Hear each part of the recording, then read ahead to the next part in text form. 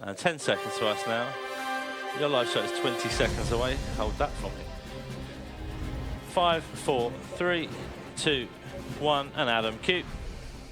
This is All Out Politics coming up in the next 2 hours. Read on. Theresa May is heading to Northern Ireland to try and salvage her Brexit deal. As she admits, it's a concerning time for the people there. Beforehand, the Prime Minister is meeting her cabinet as Conservative MPs across the Brexit divide continue to search for an alternative to the backstop. We'll have the latest live from Downing Street. Next, cue on. Growing concerns that the dispute Clear of your live over the shot, Irish step in, backstop could harm a trade deal with the United States after Brexit. We have a special report. Mix and Nissan. Also this morning, the Business Secretary is under fire over the £80 million Brexit sweetener offered to Nissan. Mix and cue on. And as Sky News marks 3 decades on air, we'll examine the challenges facing mainstream media in a digital world and look back at what's changed in 30 years. Full sound. Labour's anxious to do everything Let's it push can that slightly on to sound fight if you can. what the party sees as first There we steps by go. the government to destroy So, rather than reform. breaking the at the top in NHS. Staffordshire Adam breaking. Bolton, Sky News. And wiping. Stand by, Adam. And in 3, 2, 1, and cue. Breaking. Well, no change there then. Good morning. Welcome to All Out Politics. 2 hours of news, debate and opinion from the heart of Westminster. And we start with some breaking news this hour. 4 children have died in a fire in Stafford. Police and emergency services were called out at overnight at 2:40 a.m. to Sycamore Lane in the Highfields area of Stafford. 2 adults Just loosen and your a shot a touch 5th for me. child are now being treated in hospital for Let's go to injuries. Brexit and Waterkey, thank you. Lovely, thank you. 4 children have died in that house fire. Staffordshire Fire and Rescue and West Midlands Ambulance Service attending the scene. Reading on, Adam. Theresa May will head to Northern Ireland Okay, later into the today key points as she first. continues to attempt to salvage her Brexit Stand by deal. tomorrow. She'll meet business leaders and politicians as she faces demands to dump the backstop from the withdrawal agreement. She's also expected to admit that it's a concerning time for many people in Northern Ireland. Read on. Here are today's main Brexit developments. Cue on. Theresa May will give a speech in Northern Ireland later in which she's expected to insist that she can secure a Commons majority for a Brexit deal. Read on. Meanwhile, Conservative MPs from across the Brexit divide are meeting to try and find an alternative arrangements to the backstop. And read on. And the Business Secretary, Greg Clark, Taking us to is tomorrow facing next. criticism over an £80 million Brexit sweetener You've not got deal the pictures? he agreed with Nissan. Didn't run, okay. And let's move on. wiping. Well, To before tomorrow. Mrs May heads to Northern Ireland, she's hosting the weekly meeting of the Cabinet in Downing Street. And is it Sky something with News' the- political correspondent why? Tamara Cohen OS1 is next. there. No, it should have run. Tomorrow, the Prime Minister very much concentrating on Northern Ireland over the next couple of days. She may even miss Prime Minister's questions tomorrow. OS1 here. Yes, it sounds like that may be the case because she'll be travelling to Belfast, we understand it, this afternoon and staying there until tomorrow to meet businesses and politicians, including Right. people from the Definitely DUP who correct. prop up her government and whose support for a Do you want me to get Brexit Shelley deal to look at is the pictures, crucial. or- And Theresa May will be saying when she arrives this afternoon that she knows people are concerned about the ongoing deadlock. Of course, she has been tasked by Parliament They're with in finding different an order, alternative 24 and to the 26 are in different order. backstop, and she will be reassuring that's people in why, Northern yeah. Ireland that whatever happens, her commitment to keeping the border open is unwavering, and she thinks that there is... Faisal VT next, Adam. Second one to tomorrow if you wish. That grommet's missing. Key point grommet is missing in the last one.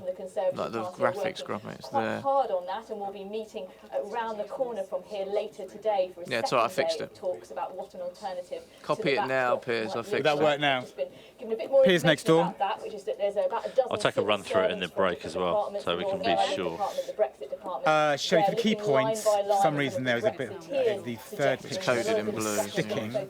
Well, this is the gallery as All Out Politics goes live. Bottom left of your screen there is Piers Wisby, who's the responsible for All Out Politics. Job title is essentially he's an assistant editor. He tells a rather amusing story about the fact that sometimes All Out Politics doesn't begin with a political story. twice, in fact. It has started with a football story. Arsene Wenger leaving Arsenal and Jose Mourinho being sacked by Manchester United. Now, I don't know if you guys are aware of this, but Adam Bolton isn't necessarily entirely across all of the football news, but he does like, in Piers' words, to get his expertise across. Piers tells me, during an interview with Nick Powell, our sports editor at Sky News, Adam made up a new player called Didier Pogba, a cross between Didier Drogba and Paul Pogba. Everyone in the gallery, according to Piers, agreed that he would indeed be a good player. Now let's leave Gallery 22, shall we, and take you back to the pantry or the coffee room. Here's Ashish. Now, over your shoulder, Ashish, the best team at Sky News, the Sunrise team, yes? When we had the stills of her, so we kind of reflected on that. But I thought a good mix of stories, lots of talking points, some very good guests, and some very nice treatments and setups, really. Yeah. So well done. Yeah, all good stuff. Disco boogie. Yeah. Yeah. I mean, that was the most awkward disco dancing I've ever done with the father of disco. No, he was good. I'm definitely going to go and see him in Manchester, though. I think. Are you going to go? Yeah. April the 5th. Well, it'll come with it. It could be a sunrise outfit. Was he cool? He was great. Yeah, he was great, yeah. And even danced with SJ during the break. Yeah. Did he? Yeah. Yeah. That'll be on platforms later. Yeah, great. That'll be Great. my legacy from this morning's show. Yeah, brilliant. Well done, everyone. Cool. Cool. Well done, team. Are Thank you you very planning much. tomorrow? Cheers. He's planning tomorrow. Thank you, Neil. Done. Thank you. Cheers. Well done. Very good. Well, that's the end of the Sunrise huddle. There are days in which it goes, well, oh, let's listen to Ashish. All morning.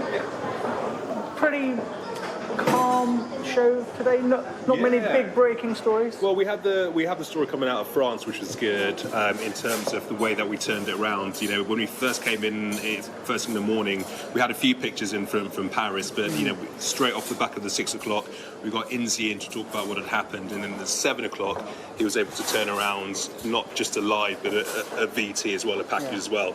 So you know, in terms of the approach to it, he got off the block straight away, hit the ground running, and it's a good turnaround. Great. Does that happen quite often? But what time do you start working in the morning? 4 o'clock, 5 Yeah, o'clock? so I mean, we have our first meeting about 4:30. So it'll be myself and Sarah Jane when I'm on Sunrise. So our first meeting is about 4:30. I tend to get in for about 4:20 But yeah, I mean, it does happen. Just depends on the day. You know, it depends on the story, where in the world it is. But you know, it can be a very, very fast turnaround. So you come in, you do your research, you do your brief, and then all of a sudden everything completely changes because there's a breaking news somewhere, whether it's in the country or somewhere in the world. Yeah, you were on the road for a while as a correspondent here at Sky News. Do you miss being out on the road? I miss it so much. I mean, you know, it's a different kind of job being a presenter. The pressures are very different. I mean, you've got to be across all the stories in a day. When you're on the road, you know, you're just focused on the one story that you're on, you know, and that's what you dedicate all your time to, whether, you know, you're running around, news gathering, door knocking people. But, you know, I do really miss it because there's also the camaraderie that you get being on the road with a team, you know, with your cameraman and the engineer who's in the truck, and you're driving around from place to place to place, you know, looking for the story, interviewing people. And you don't get that as much being in the studio. But the pressure that comes with being an anchor on 24-hour news, I mean, I don't think people understand just how pressurized it is. I've been in that seat, you know, and big breaking story, and the autocue is just wiped. Yeah. And you're looking into a blank screen and you think, I'm terrified. How do you not let the nerves Well, show? what I often say to myself and what I say to people is that you've got to very much be like a swan. So on the surface, you're graceful, you're in control, you know, everything's completely fine. But, you know, underneath, you know, your feet are moving around because there's so many moving parts. You know, you've got the gallery in your ears, you've got the producer, you've got the director who are talking to you, you've got information on computer screens that, you know, bouncing. We have like what are called red drops, so like breaking news lines and urgent news lines. So you're getting all these things flashing in front of you. So you've got to be really calm and really composed in order to be able to relay that information and essentially do your job, yet knowing that things are moving so fast and things can change at the drop of a hat. Yeah, so what happens now to Kamal? I expect you're going to go straight off to the gym, are you? Or how do you decompress after coming off 4 hours of being on a high? Yeah, decompress is the word. Get some breakfast. get a coffee. I actually split my time between London and Manchester, so when I finish a run of shifts here at Sky, I get to drive up back to Manchester. So before then, take some time off, maybe get my head down for a couple of hours, and then if I'm on Sunrise the next day, is back to it, get across all the stories. For me, a good programme to watch, if I've been on Sunrise the day before, is the 5 o'clock programme with Mark Austin, because in many ways that is my breakfast telly. Yes. So you're across all the day story, and then you try and get your head down again for about 8, 9 o'clock. You might not be surprised to learn that Sky News Raw is trending today. Just before I hand back to Neil, show us those disco moves everyone's been talking about. You're embarrassing me and shaming me, that's enough, that's what you're going to get. There you go, Gamal Fambulla, the second most handsome man at Sky News. Well, thank you very much, Ashish. I think we all know who number one is. Actually, interestingly enough, Gamal Fambulla, great chap.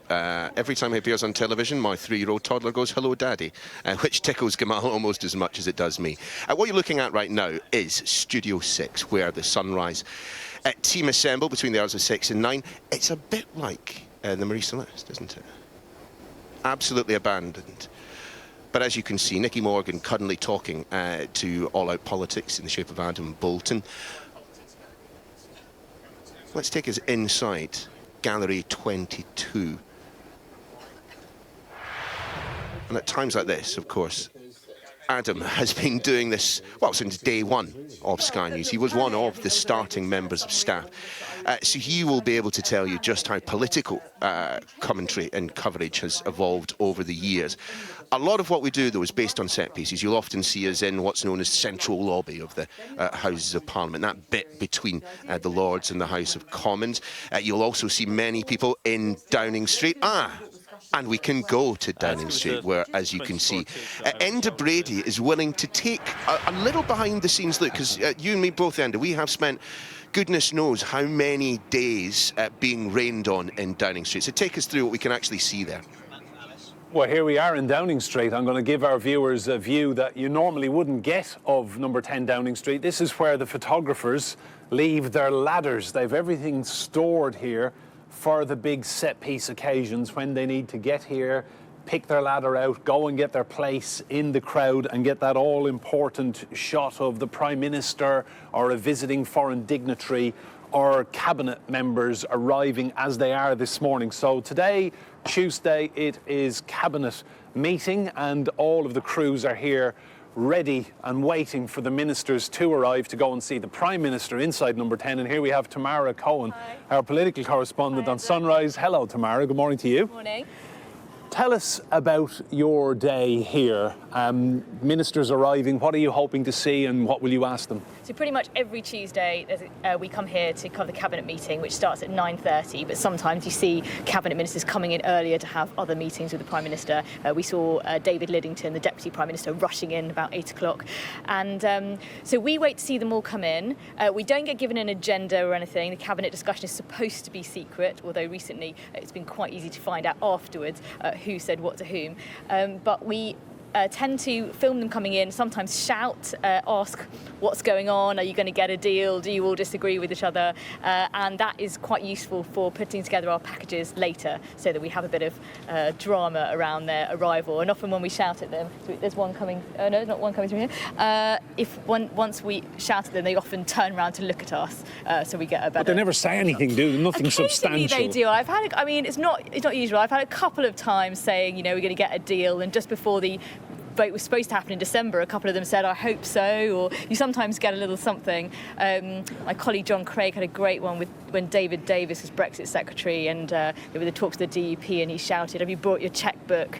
And I think he nodded and said yes. And so, yeah, so there are sometimes some good ones, but it's unusual that they do say something on the way in. They certainly don't tend to come over here and talk to us beforehand. So a lot of it is political theatre, really, but it's very useful for your report later in the day when you need the material to illustrate the story. Yes, when we're putting together a package later in the day, it's great to have them walking in, especially if we're talking about what one of them is alleged to have said, to have a picture of them coming in, and just to have us shouting and their reaction to it. So. What do you do in between live reports? So you pop up on Sky News for maybe 2 or 3 minutes. what do you do for the next hour in between your next live? So generally make calls and try. Sometimes I pop across the road to Parliament to try and catch an MP having their breakfast and try and move the story on a bit. So this morning I did a live here at 8 o'clock. I went and made some calls and chatted to a couple of people and found out a bit more. That is Liz Truss, Chief Secretary to the Treasury. We're going to get an alternative to the backstop. There you go, she doesn't answer my question. I make calls, and today I found out a bit more about this group of Brexiteers and Remainers who are meeting, not here, but around the corner in Whitehall, to talk about what the Attorney General, Geoffrey Cox. See, the BBC is shouting at him. And found out a little bit more about how that meeting went yesterday, so I just used a bit of that in my 9 o'clock live. And so we just try and kick the story on throughout the day. And when you meet these politicians, are they always quite open and happy to chat about what their thinking is or where everything's going? Sometimes you can have a conversation which is on background, so it's not for, sometimes it's for quoting and sometimes it's just for our understanding. So just to sort of give us an idea that, you know, they think that this is these are the sort of areas that the discussion was focusing on. So I heard this morning that the discussions yesterday about the Irish border were very much focusing on where the checks would be taking place, which is quite interesting because the Brexiteers had wanted something a lot stronger than that, I thought, a few weeks ago. So it's interesting that they were putting to civil servants, this is what we want, try and work on it. So it was just an idea about where the discussion was going. So sometimes they're more open than others, but sometimes Brandon Lewis, Tory party chairman. You going to find an alternative to the backstop? Nothing from him. Strangely enough, nothing from him either. So what can we discern from? We've seen the Attorney General, Conservative Party chairman. Yeah. David Lidington was one of the first in, very loyal to the Prime Minister. Yeah. What can we discern from the pattern of arrivals this morning? Where are we now, 9:16? Nothing tends to be discernible from the pattern of arrivals. You sometimes see, if someone has gone in at about 8 o'clock, it means they're having a pre-cabinet meeting with the Prime Minister, but they're just assembling for 9 o'clock now. And another arrival here? Another arrival here. Is this a ministerial vehicle? Yes. And obviously we can't see into it because the windows in the back are all blacked out. Sometimes they go all the way up to the door so we can barely catch them on camera. Oh, maybe nobody. Nobody. Oh, they've changed their mind, perhaps. Sometimes, usually we expect the cabinet to last an hour and a half, couple of hours, but there have been some epic ones, and you know that maybe they're all. And how quickly then? We hear about cabinet leaks when we read the morning's newspapers the next day, or we watch Sky News an hour later. How quickly does information come out of what's happened in cabinet? Depends what's going on, because it used to be, well, until quite recently, it was very difficult to find out what went on in cabinet. But now, because the cabinet, as we know, are deeply split on many of the issues around Brexit, it's become quite easy for the newspapers to ring up people close to cabinet ministers in the afternoons and find out what was said. So there has been a lot of concern about leaks, I believe, in Downing Street, and I think a lot of the more sensitive discussions are apparently being done in smaller committees now. And we've another arrival here. Another arrival. This is Penny Mordaunt, International Development Secretary. She is a leading Brexiteer in the cabinet. So they would never come over here and chat. They just go straight in, and that's business-like. They go straight in and straight out, unless they reply to one of our shouts, which does occasionally happen.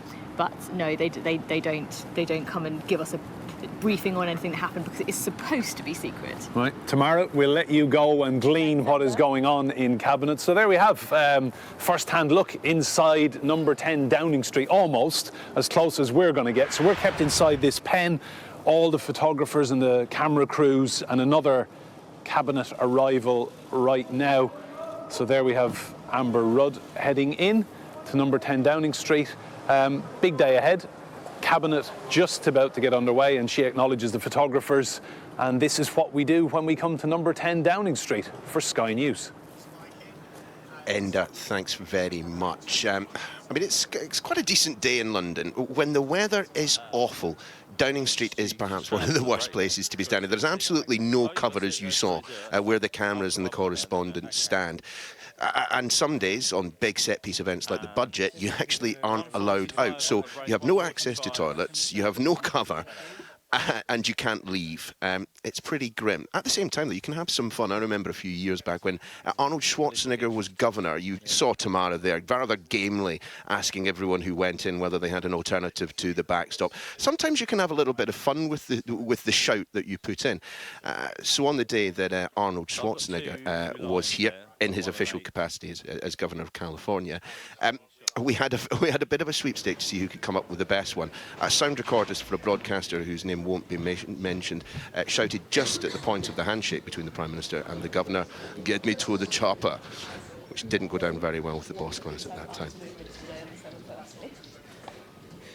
Let's head back to the gallery, setting up the All Out Politics programme. They will, in the gallery themselves, be keeping half an eye on what's happening in Downing Street. They tend to dip into these pictures. So, of course, what you're watching at the top right there is a replay from the other week as we wait to go back on air with the programme. Right. 30 seconds, Adam, 30. As you just heard from Stuart, the director, there, just half a minute before they come back. Everything's pretty loose, everything's pretty relaxed. You know, Adam has been broadcasting for a good few years now. It's not as if he's going to be flustered by anything particularly. Adam, listen, we'll just do latest cabinet arrivals very quickly. But what you tend to find the last 10 seconds, 15 seconds or so, as Piers is doing, just a little bit of information about where we're going to go next and what is going to be happening. And for some reason, Enda is having a selfie with Tamara. Liddington and McDonald, isn't it?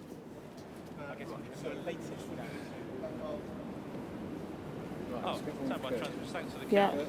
Stand by F Foxtrot, F roll. So are you going to stay here or leave? F So is the line, Adam Q. What do you do next? I'm doing one more time. Okay. Just log that for me. Mrs May is going to Northern Ireland after this meeting, and we believe she's going to be at night, which raises the question of whether she'll be back by noon tomorrow. Live shot. Oh, that should be. Or whether the stand-ins, David Sky Today pictures. the Chancellor of the It's Duchy not of a live shot. Manchester, and the Shadow Foreign Secretary Emily Thornberry will be taking PMQs. Well, that's for tomorrow. For today, we'll have live reports on what's going on in the cabinet as they develop. You next. Penny Morden there.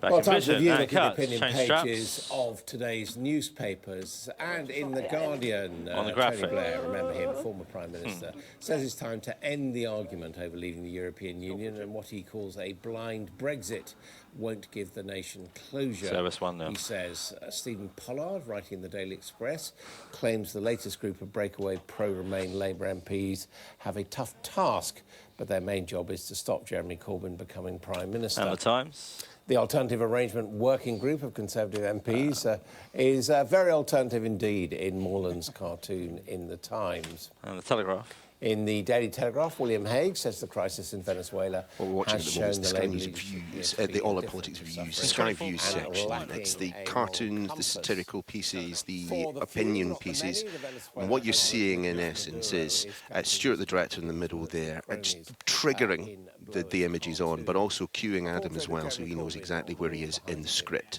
Rachel Sylvester in the Times urges the government to And then you'll cut see the a number of pupils nice who are wipe, permanently excluded and he'll from bring in the schools. Just give us the single there on 24. Can't quite see who we've got in the And in the Daily studio Mail, today. Roger They're Mosley, tucked a behind former one of the monitors Live, that you can very see in well the paid, he says. bottom right there. That black Says forcing the rectangle elderly over to which you can different just see the verses guest. to pay That's for one of the guest off-air monitors, so Adam can basically see what is going on the channel. Well, joining me to go through those are the political editor And of the Sun one newspaper, steady there, Julie cut. Dunn, and the writer and researcher Maya Goodfellow. Welcome to you And indeed. 24 cut.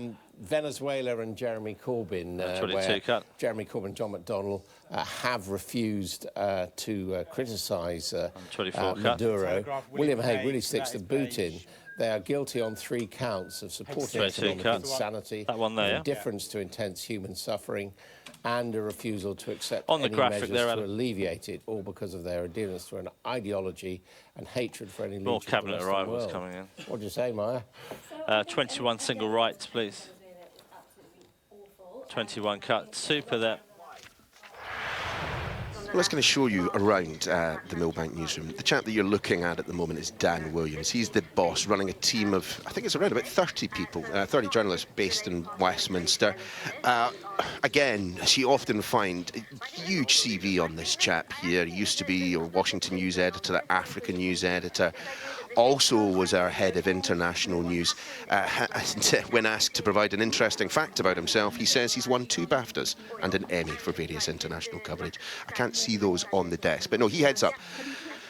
In terms of the architecture of where he is, the layout, he is sitting directly opposite our political editor, currently Faisal Islam. But of course, if you've been keeping across social media yesterday, you will know that our new political editor, soon-to-be political editor, is Beth Rigby, currently our deputy. And there you can see at the back, of course, Dan Williams. Then Lucy Plint, who's the senior news editor in terms of politics. She does a little bit more of the kind of the day-to-day, the on-the-job stuff. And then you've got Claire Parry at the bottom left of your screen, the political news editor. Her job description, well, she essentially needs to know what the stories are, where the correspondents are, where the crews are, where the stories are, and where the stories are that we don't yet know about. Making sure that we break them first ahead of the opposition. And that is still part of the raison d'etre of Sky, is to find out what's going on, make sure it's right, and then get it on screen, whatever form that screen might take, just as soon as possible. You cannot do that as a political journalist without the assistance of your head of politics and your political news editing team. That we think we need, then John Craig can do them late. It turns out Chavez and certainly Maduro are pretty much stinkers these days, and they have clearly... Is it fair to criticise socialism because of what they've done? So they represent a socialist regime. Their socialist regime clearly is going down the Swanee and doing massive damage to the Venezuelan people. I don't think it's necessarily about socialism. It's how one government has handled its socialism. What you'll also find is a lot of people not necessarily directly attached to politics also having their desks. Just in that very back of the shot there, the Sky News Tonight team sits over there. Dermot Murnaghan will be in the office a little bit later today. You also get a number of our specialist correspondents choosing to make Westminster their home. Alistair Bunkle, for example, always prefers to be in SW1 rather than out here in West London. Don't know why. Mark Kleinman, city editor, also has a desk there. Ed Conway, our economics editor, tends to be found down there. Martin Brunt, our crime correspondent and possessor of the best Mac in journalism. Also, you're far more likely to find him in the office here at 4 Millbank rather than back at base here at the Sky News Centre. That's coming in a few months' time. What Labour Party doing is refusing to take sides. Interesting, holding line for an entire shadow cabinet. We can't intervene. It's not for us to pick who's going to be the next leader of Venezuela. They fall back in this age-old Corbyn argument. There has to be dialogue. And here is our floor manager in the Westminster office. Look, the floor manager, I think, is one of those roles that unless you're working in television, you probably don't know a huge amount about. But in essence, they stop telly looking rubbish. They get guests in at the right time. They make sure that chairs are moved away at the right time. They make sure that the correspondent and presenter is lubricated with as much coffee as they can get inside them, depending on the show that you're working on. What about the point that Stephen Pollard, the editor of Jewish Chronicle, makes? But it's also an extra pair of hands to make sure that if something goes wrong mid-show, the presenter, currently, of course, Adam Bolton, doesn't need to worry about, for example, rebooting their computer or mopping up the coffee that they've knocked over onto the floor. And he says, well, whatever happens, our duty is... The gallery staff for All Out Politics very happy today. Thank you. 21 cut. This is the lull, yeah. This is the lull. 22 cut. Go for his single. 1 minute left. 21 cut. Is there going to be a leadership challenge on Theresa May? And last weekend it just happened to be, is there going to be a breakaway party? Not very much has changed since the last time cut. we all read these stories, Adam. Apart from maybe one thing, and this is, in my view, the only thing that could actually create a breakaway party, and that is the forcible removal of Labour MPs from their party. Deselections. It's also beginning to happen on the Tory side as well, with Nick Bowles in big trouble in Grantham. So the likes of One thing to remember is that it does look pretty relaxed in the gallery at the moment. And even on big news stories, you will not necessarily hear people shouting and swearing at each other too much. This is a pretty structured bit of the programme. There's not much that tends to develop too much around about this time, although I think I remember from the morning meeting, we'll be returning to another meeting in just a couple of minutes. You can see at the bottom right there, there are some statistics coming out at 9:30. What will happen is the team will take a look at them rather than putting them straight to air. So that you might see a little bit of breaking news during All Out Politics today, but it's when you have, for example, I'll give you one of the stories on which I worked, the London Bridge attack. I was literally sitting in the studio at 10:25 one evening, getting ready for the press, for the paper review, and someone suggested that we might want to take a look at Twitter because something had happened on London Bridge. You then start rolling on that story, and at times like that, things become a little bit more freewheeling. Programmes like this, a little bit more structured, but you just never know.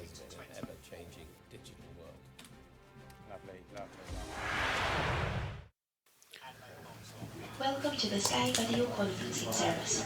Well, welcome to the Sky Video Conferencing Service. That's how we communicate, as you noticed in the 7:30 meeting. That's how you communicate with Westminster again.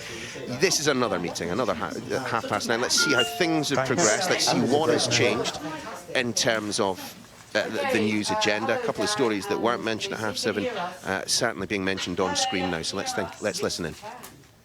Right, Tuesday morning. What are we going to win at? Should we talk through things? Is Nick here? I'm here. Yes, you are.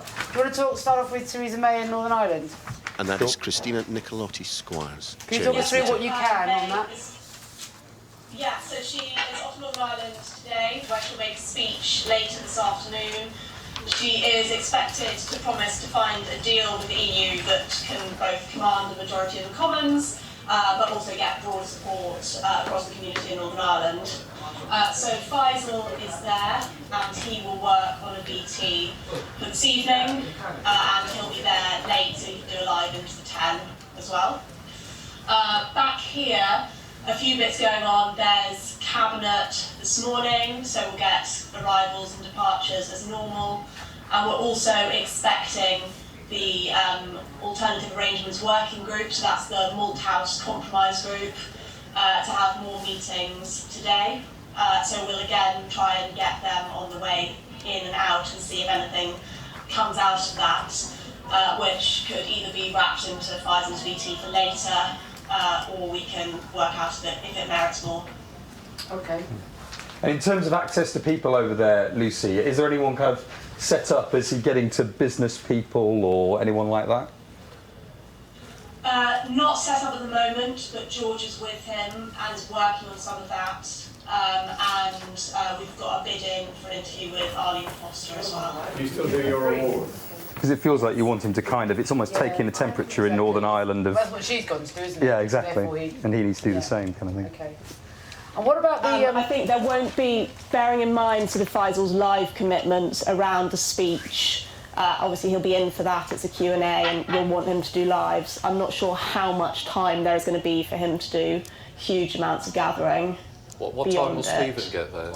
Stephen Murphy will be there latest midday. Yeah. So Stephen could take over the live. So potentially early afternoon, he could do a little bit of gathering. Good. Okay, and what about the... I think we'd prefer, to be honest, I think probably better for Faisal to do the lives and see if Stephen can maybe help with the gathering. But shall we chat? Yeah, let's talk about that afterwards. More about that later. Okay. I mean, there will be times, I suspect, where Faisal can't be live, or do you not envisage that being the case? I mean, yeah, no, of course there will. There'll be times, you know, when he's got to be in for the speech and immediately afterwards, when obviously he won't be able to come up live. Yeah. I mean, the idea of Stephen going up from Dublin was to free Faisal to be able to shoot stuff. Anyway, we'll sort it out. Yeah, but you'll want Faisal around the speech, getting a question to Theresa May off the back of the speech and then live off the... So there's a big chunk there where you'll... Yeah, of course. I'm talking about like 2 o'clock, 3 o'clock onwards. And shall we just mention the Blevins thing, because I think tonight we'll sit alongside it.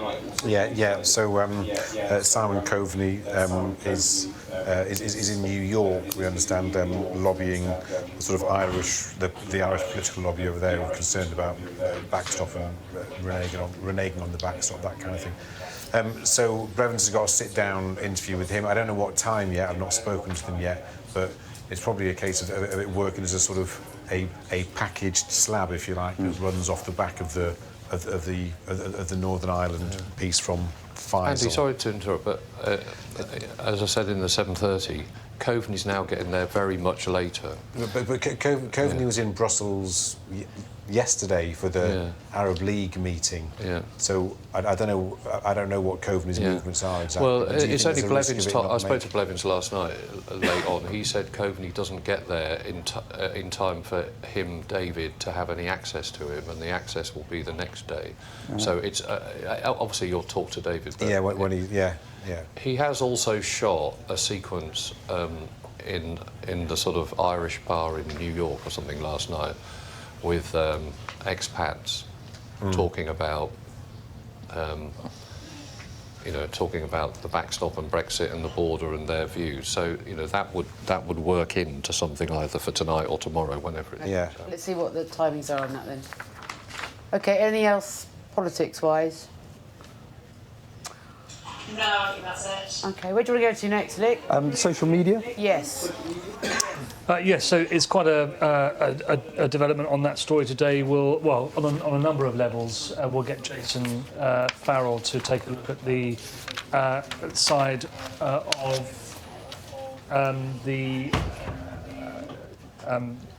plan to effectively ask all social media companies to sign up to a code of conduct today, and that will be launched effectively by Margot James this afternoon at 2:30 on Internet Safety Day. I think it is today as well. Yep. You speaking to Jason Farrell today about what his movements are, and he can be at both, or he's at a different event this morning, isn't he? Yeah, he is at a different event this morning, but that does go into the piece that will be this evening. Has he got a case study? The event this morning is a suicide prevention event. I've not got a case study in the bag, but obviously that's the key thing, isn't it? So if he gets a case study, it may be that he cannot go to the Margot James thing this afternoon. I mean, we can do that anyway. Yeah. Yeah, I mean, as long as we get a question to him. Yeah. Or even just this week. Okay. Just to check, has Jason bid for Margot, or do we need to? I think, Lucy, did you? We've got a bid in for her already. Okay, great. Okay, great. Okay. Right. I guess the question is just, does it go far enough? Will it achieve what they I want? mean, there have been so many of these summits and meetings. Yeah. Nothing seems to have actually changed. Okay. Great. Still a hot topic, though, isn't it? Yeah, but it will be all week as well. And then the other great talking point today is the Liam Neeson interview. Yes. So. Yes. Yeah, Liam Neeson has rather spoken out in a way that has caused quite a lot of controversy this morning, or rather he did it last night, but it's obviously making waves. We will be talking today to John Barnes, who's going to talk to us about, oddly, we think his line will be good on Liam Neeson. You might think, what? But what he's saying is well done to him for kind of being honest and kind of giving clarity on his thoughts back then when it happened. Most people wouldn't be honest about it and wouldn't explain how they feel. Unexpected quarter. So whether it's as strong as that, we'll see. But the plan is to talk to John Barnes later on. The story, if no one's aware, is of course that he said that when he found out that a friend of his, a close friend, had been raped, that he armed himself with a kosh and was looking to try and kill a black man, as he says, which is obviously in all quarters really had an impact.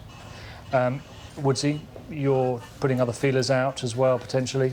Yeah, I mean, I spoke to Barnesy, and he's both very articulate and very passionate about why he wants to sort of come on and talk about this. But I thought, 24 hours ago, this will be a 24-hour story by the time we're on air tonight, so we've got to try and move it on. Yeah. And I think that the feeling is that we had this kind of a sharp intake of breath from everybody last night, and then people condemning it, and now we need to sort of move on from there. So I'm trying to get a publicity kind of angle as to whether it does spell difficulties for his career, and how can these incredibly bland junket interviews, which seldom make news, how can they explode like something like this? I mean, we kind of want our celebrities to bare their souls a bit, don't we? We don't want them to come on and talk about how they like gardening. We want them to say controversial things.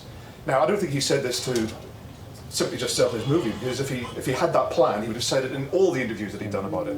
But it's been obviously preying on his mind, and he suddenly just went "Bleh," But he also didn't with do it. it by mistake. I mean, instead, you know, instead No, of but- saying this to a journalist. Yeah, but I'm not sure whether he went into it in a pre-planned thing or whether it was just a question which triggered it. I mean, that's a good question to put to Clement. I mean, to your question about how it's affected him, I mean, Paul and I were kicking around, do we Sky Data poll it? Yeah, could. You know, was he right to speak out? Does it damage your image of him? Yeah. Does it make you less likely to see a film? Yeah. I don't know. Yeah. I mean, just in the voice of the publicity angle, I think Dominic Moen, former editor of The Sun, who's now got a PR company and does crisis management, is quite keen to talk about it as well. So I think we'll probably get him.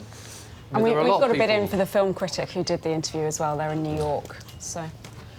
I mean, there are a lot of people calling for a boycott of this film now, aren't there? Yes. I mean, you know, it's Dave, do we have the easy thing capacity to Sky Data poll it? Harry's in today. I didn't speak to Harry. I mean, almost certainly we can. It's just Give me the question we right. happen to be doing tons of them at the minute, and we start this sample husbandry issues. Okay. I think if it's anonymous like that, you wouldn't be able to do this in a Vox Pop, but you could do it in Sky Data. I mean, one of the things that John Barnes is talking about is encouraging people to confront their inner feelings. Might not be inner feelings now, but have you ever felt racist in the past? Have you ever had an angry racist thought in the past? You know, I don't know how honest people would be on the Sky Data thing. Yeah. They certainly wouldn't do it in a Vox Pop, would they? No, I think it's more about him himself. Okay. And then foreign-wise, later tonight we're expecting a Venezuela piece. Oh, Venezuela, okay. Well, Stuart has interviewed a doctor and then is hoping to get access to a hospital later today where he can explore the avenues, well, of people who have been caught up in the protest and injured by authorities, that kind of thing, but also shortage of available medicines, equipment, that kind of thing, which will tie into the into the aid line of the story as well, and shortages of medical equipment and food and that kind of thing. So again, I haven't spoken to them yet, but that's the sort of that's the aim for a 10 o'clock piece. And then you mentioned State of the Union. And then obviously State of the Union late tonight into tomorrow. Yeah, so Nick and I were just discussing about whether the Raj Shah interview, which Cordelia is doing, if we can sort of take elements of that, like an insight into the White House, and sort of turn that into a preview piece, basically, about what's. Yeah, because that's what it'll be in effect, isn't it? Yeah, yeah. We're doing a debate at 6:30 with a couple of voices out of the US on that. So we've got a Democratic strategist going into. Who's going into the bureau? Yeah. Into the bureau, and then we're doing a Republican Party voice as well. So there might be some. Yeah, that could be a good interview, couldn't it? Can we? On Venezuela, I mean, if you wanted us to have Stuart Ramsey live, you should talk to him about that, because tomorrow is really important with the aid arriving at the border, and Amanda Walker will be there, but she won't be there for 10 tonight. But Ramsey can talk about it if they're able to do it. Yeah, we haven't done it yet. Yeah, that's quite nice to do. So just off the back of the State of the Union preview, can we obviously trail that we'll be carrying it live overnight? Obviously. Yeah. What else? Well, there's an air pollution story, but again, embargoed for 10. Yes, just after it's Dan Whitehead is got many of the elements already. This is a UNICEF report.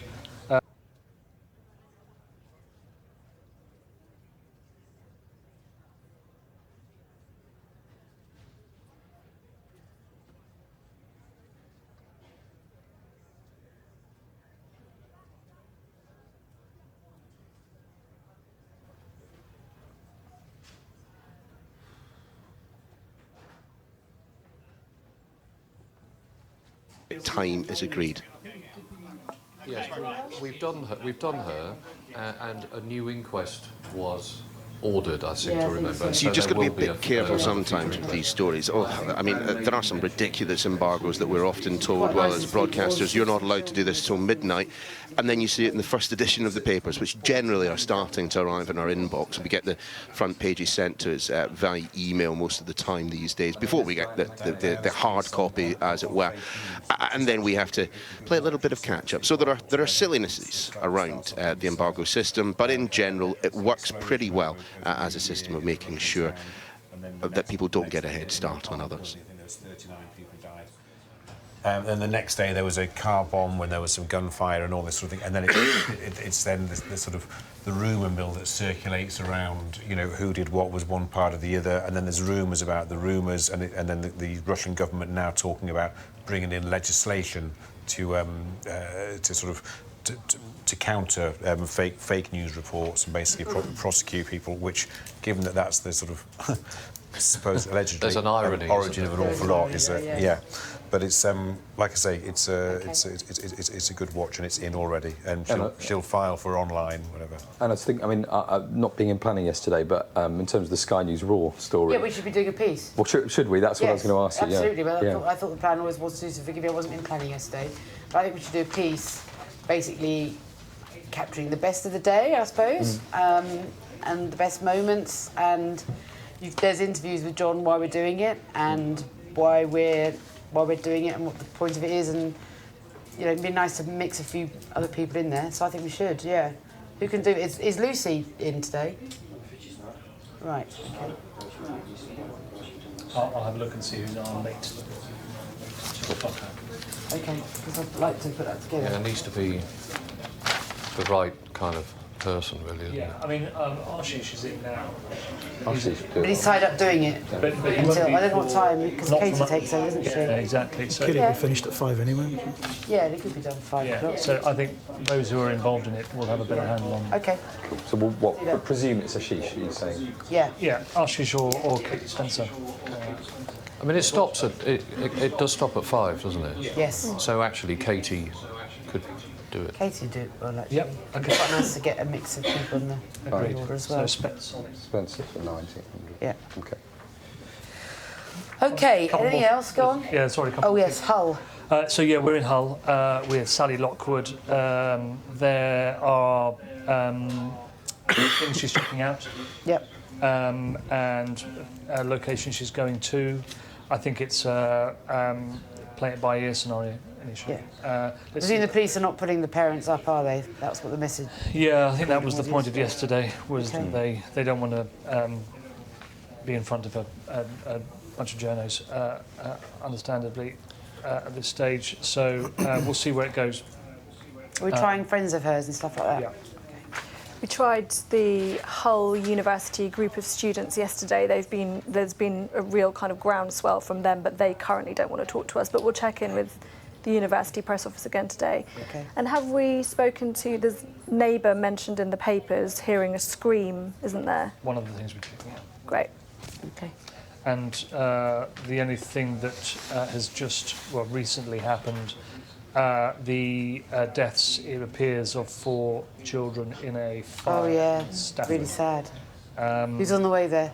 So we've got Becky Johnson should be there, more or less now. So they'll try and find out what's gone on, talk to people around to see what happened, when it happened, whether there's anybody in custody or not, whether there was anything slightly untoward about this, other than being a tragedy. I think the fire in Paris is probably marked by the end of the day, isn't it? There has to be a thing behind it, you know, for it to Just be back on the Staffordshire story, depending on what comes out, obviously, you know, I'd be keen for a piece for 5 if we get the voices and there's the story there. That was my thinking, is that in all likelihood, even if it's not something that will sort of push through the evening, certainly I think But with 4 children dead, it's... Lives and pictures, and we're probably going to drop the helicopter up. Okay. So, anything else before we recap? We quite like for daytime the carers story. I don't think we've. I was going to mention that. It's a really good. It's a really good. Huge number of 600 people a day that would leave their jobs to help care for a relative. So it's really good for us for guests. I think probably is the best way to handle it. I suppose you're doing the social media story and you get a strong case study on that. Yeah. They're not obviously not similar, but they're similar types of stories, aren't they? Yeah, I mean, there is a lot, especially for 10. There's a lot around tonight. Yeah. If we get an incredibly good case study, then maybe you could take a view. That figure is almost unbelievable, isn't it? I mean, so every day, 600 people leave their employment in order to care for someone. I wonder whether is that really true? But that might be not permanently. Yeah, it might be temporarily. It might also be changing the way that you work. Yeah. Which is why they're pushing for this sort of government as a statutory care leave because you do need a bit of time just to sort stuff out. It's a good story. Okay. Right, so we've got Faisal on Theresa May in Ireland. Let's see what comes of Blevins, but I think that might be more for tomorrow. Jason Farrell on social media.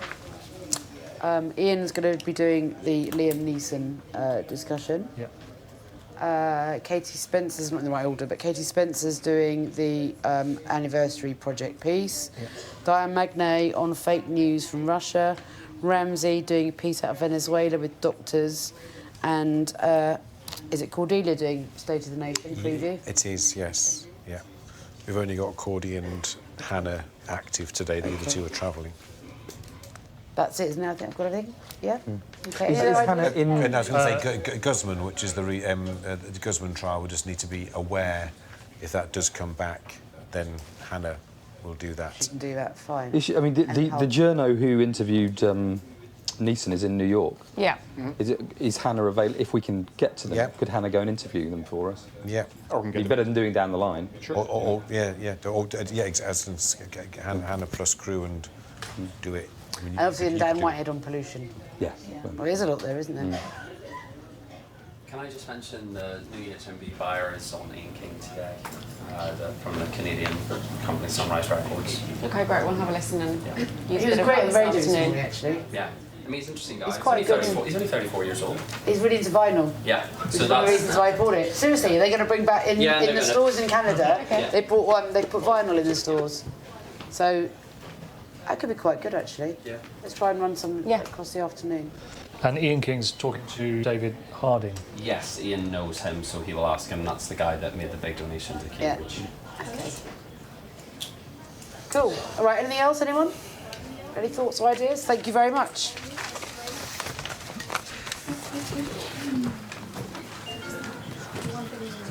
And that is the end of the 9am meeting. A couple of things to say. I mean, first of all, do keep your comments and questions coming in using the hashtag Sky News Raw. You can see them on the right of your screen there.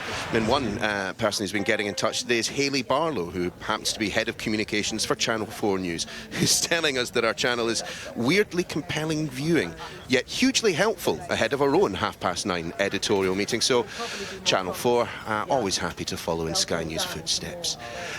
But the other thing to say about that meeting is pretty clearly news is not static. Now that was evidenced in a couple of ways then. I don't know if you detect, but there was a touch of to and fro, a little bit of back and forth when it came to what our political editor Faisal Islam was going to be doing today. In essence, if you can't get the pictures, if you can't get a voice on it, you can't have someone reporting on it, it is very difficult to tell the news. Of course, it is a bit different from the old days of print where someone simply needed to turn up with 20p for a phone call, a pad and a pen. Making television news, there are obviously more resources. So as the editorial priorities of the day change, people get moved to different stories, different parts of the country, onto different jobs with different start and finish times as well. Sometimes that means that our editorial priorities have to change along with them. But the other thing I mean about the news not being static is that it evolves, that it changes. Now, in that meeting there, you'll have noticed a chap with a little hint of a Northern Irish accent. That's Ian Woods, one of the most senior and certainly one of the most respected journalists that we've got working here. He was talking about the story about who's the Irish chap, the actor Liam Neeson, who's made his way into the papers today because of what some people are suggesting are unguarding comments, other people suggesting a rather useful confession. His point in the meeting was, look, this story, by the time this goes on air tonight, it's going to be 24 hours old, so we need to look at how we report it. We can't simply report what happened, because it's already happened, but how we kind of shift focus, we explore other avenues, we develop a story from yesterday into another piece of news by the time we get to the evening transmission. Just Millbank, just need to talk to Millbank, just say, I mean, they'll be aware, don't worry.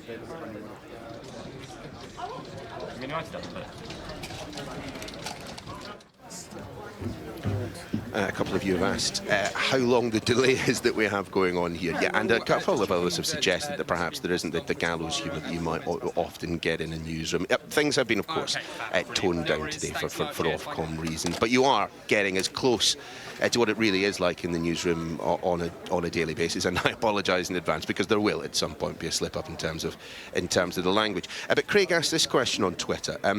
You know, what's the gallery like when there are technical difficulties? Well, the hope is that you guys never notice it. I mean, I suppose, given that there are any number of technical problems that can happen and any number of solutions that can be found, the best thing to say is, well, it's business as usual.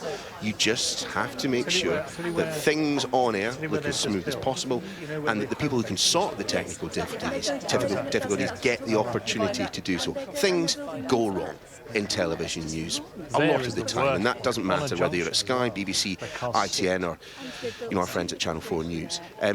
Clearly, you just need to be a little bit fleet-footed. You need to be able to react to it, and that as much is reflected in how we deal with things editorially as how we deal with things practically. Craig was also asking how many people work in the Westminster studios. Frankly, Craig, I'm going to have to check that one out and get back to you, because it is a bit of a movable feast. But in terms of Westminster staff, I think there are around about 30. But people like, as I mentioned, Mark Kleinman, Ed Conway, Alistair Bunklemove, in and out. Will be facing inwards.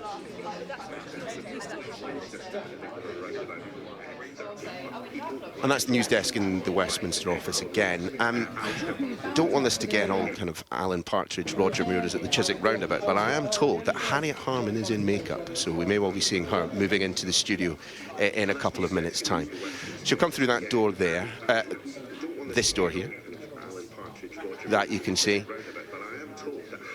and be rushed straight into the studio.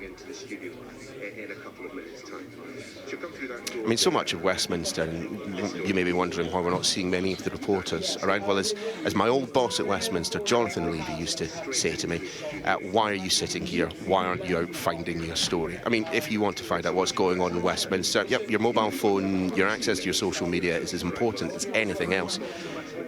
But you also need to be over in Palace of Westminster, finding people, asking the questions, and building relationships.